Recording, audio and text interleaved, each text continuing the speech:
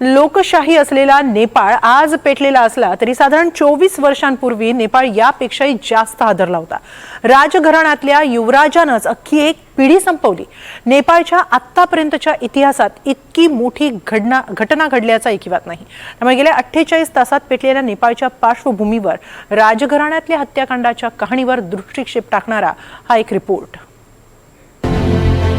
तारीख 1 जून 2001,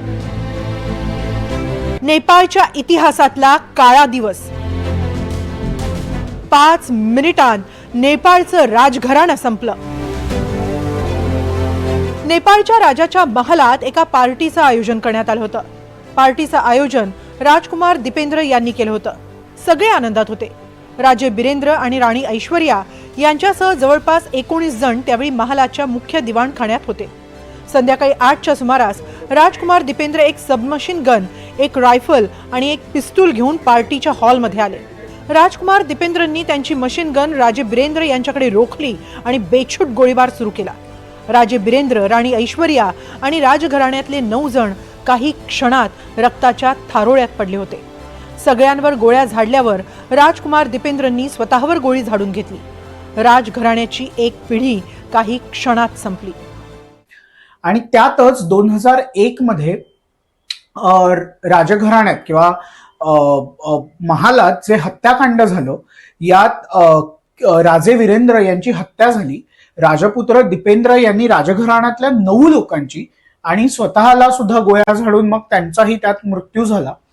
यातनं नेपाळमधल्या राजशाहीला मोठ्या प्रमाणात फटका बसला आणि जे राजशाही विरोधात आंदोलन होतं, या आंदोलनाला यामुळे कुठेतरी उत्तेजन मिळालं। यानंतर राजे ज्ञानेंद्र यांनी खरं तर सत्ता मिळवली। त्यांनी वेगवेगळ्या राजकीय पक्षांसोबत काही करार केले, पण पुन्हा त्यांनी 2006 मध्ये पूर्णपणे सत्ता मिळवण्याचा, बळकावण्याचा प्रयत्न केला आणि ते त्यांच्या अंगलट आलं।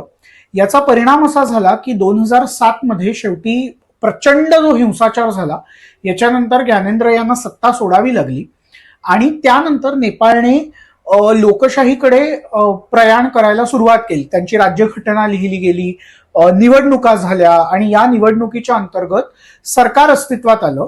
नेपाळ हे जे हिंदू राष्ट्र होतं, ते हिंदू राष्ट्र हा दर्जा त्यांचा गेला। नेपाळ हे प्रजासत्ताक झालं, सर्वधर्म समभाव मानणारं प्रजासत्ताक झालं आणि आजच्या नेपाळचा कुठेतरी उदय झालेला आपल्याला पाहायला मिळतो। असं असलं तरी नेपाळमध्ये लोकशाही व्यवस्था ही यशस्वी झाली असं आपल्याला म्हणता येत नाही। 2001 मध्ये राजघराणं जवळपास संपुष्टात आलं, पण त्यामुळे राजेशाही मात्र कायम होती। 2002 ते 2005 या काळात नेपाळमध्ये माओवाद्यांचा हिंसाचार टिपेला पोहोचला। 2005 ते 2007 या 2 वर्षात लोकशाहीसाठी देशाच्या कानाकोपऱ्यात आंदोलनं झाली। डिसेंबर 2007 मध्ये नेपाळमध्ये राजेशाही पद्धत मोडीत काढण्यात आली। 2008 ते 2016 या जवळपास 9 वर्षांच्या काळात नेपाळमध्ये मधास प्रांतात लोकांनी समान हक्कांसाठी आंदोलन केलं। 2019 मध्ये राजेशाही रद्द केल्यानंतरची पहिली निवडणूक झाली, पण त्रिशंकू सरकार आलं। 2020-21 मध्ये सत्ताधारी कम्युनिस्ट पक्षात पुन्हा संघर्ष झाला आणि सरकार धोक्यात आलं। साधारणपणे 2015 नंतर नेपाळची आर्थिक परिस्थिती अत्यंत खालावली आणि याच काळात नेपाळमध्ये विविध प्रकारची, विविध पक्षांची सरकार येत होती, जात होती। गेल्या 15 वर्षात नेपाळने 17 सरकार पाहिली, म्हणजे तिथली राजकीय अस्थिरता किती आहे हे आपल्याला जाणवतं। आणि अशातच गेल्या 2-3 वर्षांपासून नेपाळमध्ये पुन्हा एकदा राजशाही प्रस्थापित करावी याच्यासाठी आंदोलनं होत आहेत। आता राजशाही प्रस्थापित करण्यासाठी 2 प्रकारची आंदोलनं होत आहेत। एक विचार असा आहे की पूर्णच्या पूर्ण देश हा पुन्हा राजशाहीच्या अंमलाखाली आणावा, म्हणजे देश एकत्र राहील। तर दुसरा विचार असा आहे की जी घटनादत्त राजेशाही असते, म्हणजे संसदही असेल पण राजेशाही सुद्धा असेल आणि प्रजासत्ताक हे जे काही देशाचं स्टेटस आहे हे संपुष्टात येईल, यातनं देश एकत्र येईल, असा सुद्धा एक विचार आहे।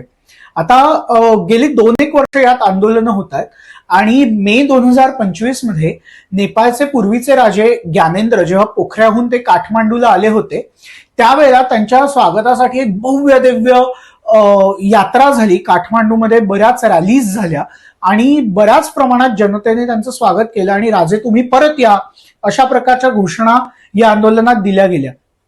त्याच्यामुळे गेल्या काही वर्षांपासून जर आपण पाहिलं तर लोकशाहीचा प्रयोग हा पूर्णपणे नेपाळमध्ये फसल्याने आता अनेक नेपाळी लोकांना राजेशाही परत यावी असं सुद्धा वाटतंय.